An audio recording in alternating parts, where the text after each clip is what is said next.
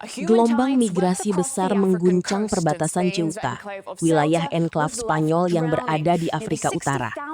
Sedikitnya 72 migran dilaporkan meninggal dunia setelah puluhan ribu orang berupaya menyeberang dari Maroko menuju wilayah Eropa dalam sebuah aksi penerobosan perbatasan berskala besar.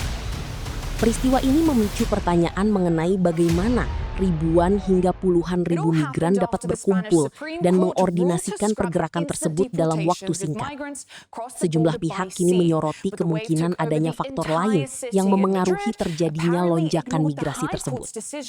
Di lapangan, para migran terlihat berkumpul di sekitar wilayah perbatasan Ceuta sambil menunggu kepastian proses penanganan dari otoritas setempat.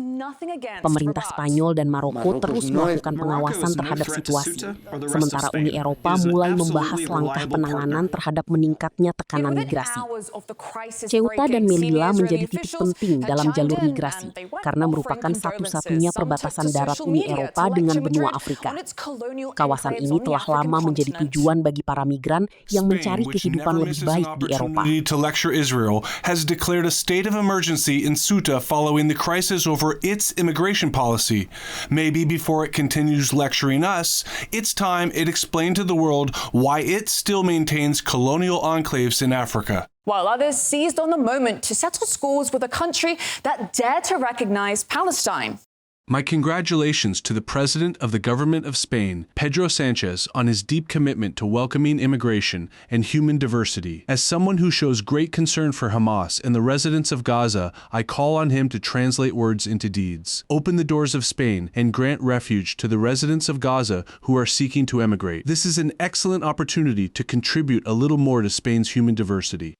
But the timing here is not accidental. Remember, Spain recognized Palestinian statehood and has been one of the loudest voices about that in the European Union. And it turns out Israel isn't the only one with scores to settle. Washington has allocated at least $40 million to Morocco in a move Rabat and Congress alike are framing as a recognition that Ceuta and Melilla are Moroccan territory.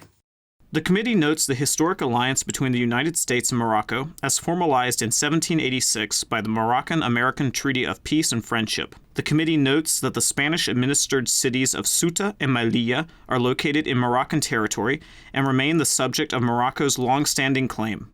Despite how Washington now frames it, Ceuta has been Spanish since 1580 and sits on the Strait of Gibraltar, one of the world's essential maritime arteries for oil and LNG heading to Europe. But it's just one piece of a much larger puzzle. The real fight with Washington runs even deeper. Back in March, Spain refused the U.S. and Israel use its Rota and Migran military bases for strikes on Iran. And within days, the Trump administration was in a frenzy, threatening to cut Madrid off entirely. When you have NATO partners denying you the use of those bases, when the primary reason why NATO is good for America is now being denied to us by Spain as an example, then what's the purpose of the alliance? And according to Tehran, Spain's non-compliance appears to have been the perfect reason to unleash chaos.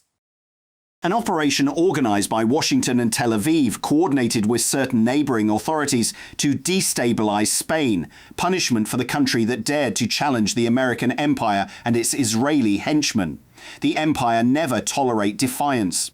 But Tehran's accusations, however blunt, didn't come out of nowhere. Washington's threats were just the beginning. A leaked Pentagon email proposed suspending Spain from NATO over base access. By April, Congress had turned its sights on Spanish territory in Africa. And amid the turmoil, an old tweet from the Israeli Prime Minister's son resurfaced. Yair Netanyahu suggested Israel funds NGOs pushing for Ceuta's independence, a direct warning to Spain over Palestine.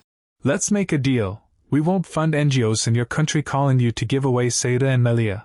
And you will stop funding NGOs in our country that calls us to give away Judea and Samaria. But where does Morocco fit in all of this? Well, Rabat's ties with Israel and the U.S. are no secret. In exchange for normalizing relations with Israel under the Abraham Accords, Rabat got the U.S. to recognize its claim to Western Sahara. That was followed by a defense pact with Morocco and it being elevated to a major non-NATO ally status this year. And also new plans for joint military work. So while the Moroccan government reaps diplomatic rewards, it's ordinary Moroccans who are caught in the middle, seemingly used as leverage in a geopolitical power play. Jelajahi cara baru mendapatkan informasi. Download MetroTV Extend sekarang.